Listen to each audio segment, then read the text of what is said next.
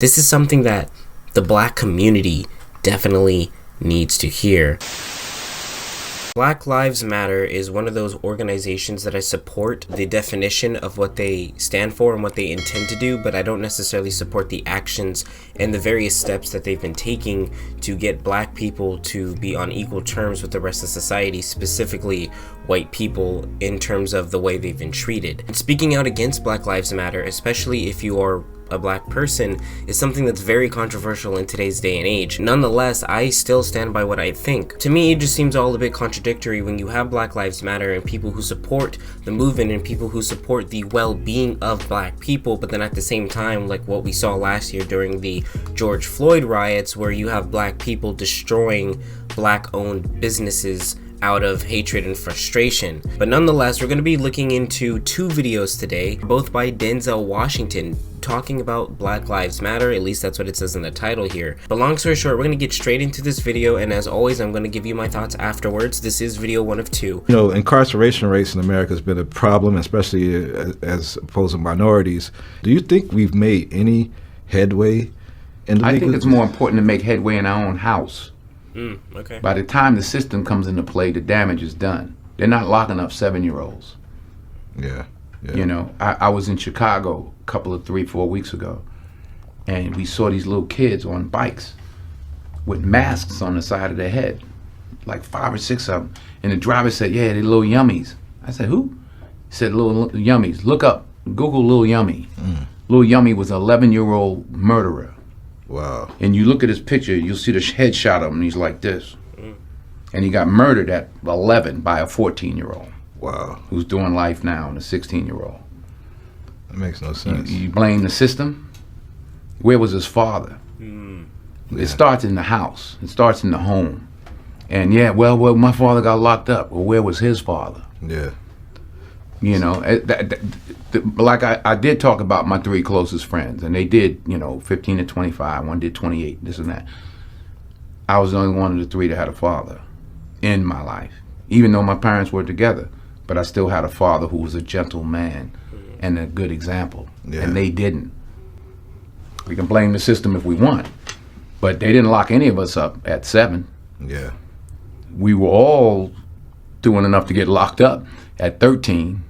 My parents sent me in another direction. They didn't have anybody to help them, and they kept doing what they was doing, and the system got them. So I really like what Denzel Washington said regarding how it does definitely start in the house. I think that's the main focal point that people are missing when it comes to talking about children growing up and being incarcerated, especially with the Black mass incarceration rate happening here in America. Because at the end of the day, it's having that father figure in the house really helps build the structure of the home. I was fortunate enough to have both of my parents still around. And I do also know of people who haven't had their fathers, and maybe they didn't get locked up, but they resorted to, doing drugs or whatever the case may be. Before the system gets the kids, where was the father? You see, and that comes down to personal decisions. You can blame the system all you want for maybe the father being locked up. You can blame him all you want. But it's like what Denzel Washington said, you got to trace it back a little bit. Where was his father? And where was his father? And so on and so forth. It starts somewhere. But the main gist of it comes down to personal responsibility. If the father chooses to make wrong choices and decisions in his past to where he gets locked up, that's not the system's fault. That's his fault. Because it's easier in any society to place the blame on some other organization or to place the blame on someone else. Not to say that there aren't organizations or groups of people that have been trying to discriminate or keep people down, because we've seen this throughout history. It's a thing. But then there just comes a point where you're just going to say, okay, well, what can I do? Personal responsibility.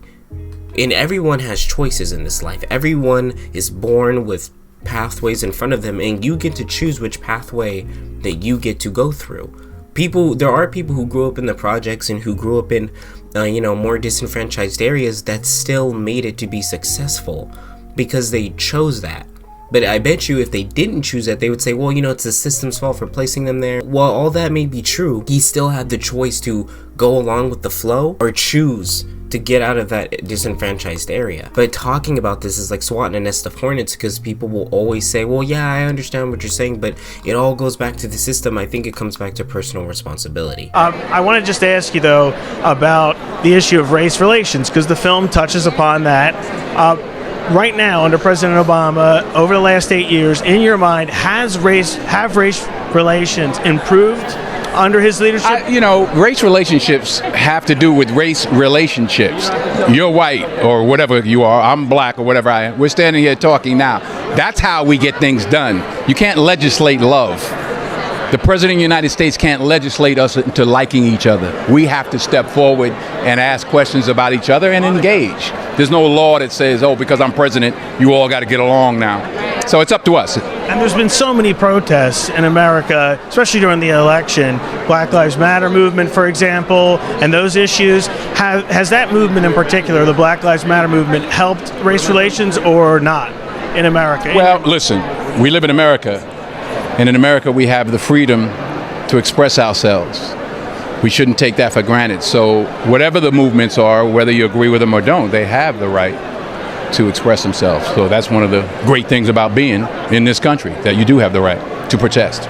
And he's definitely right. You still do have the right to protest, but like I said, it comes down to what your intent is versus what you're actually doing. And like I've mentioned earlier in the video, I do think it's contradictory that Black Lives Matter is supposed to be supporting the well-being and the equality of black people, but then at the same time, during some of the protests and things of that nature that we saw during George Floyd and that we saw like back in 2016 and all these other things, they would be destroying black-owned businesses. And I'm not saying this is the huge majority, but I'm just saying another thing that I like that he said is that you cannot legislate love. There has to be a conversation, hence the name of the channel. There has to be a conversation brought forth from both sides of the party. There has to be conversations brought forth, and it is up to us. It's not up to the state. It's not up to the government. And that's what I've been trying to say. Stop leaving it in the hands of your politicians to do everything for you. This is why it's good to think critically and to think above that, because at the end of the day, it comes back to personal responsibility.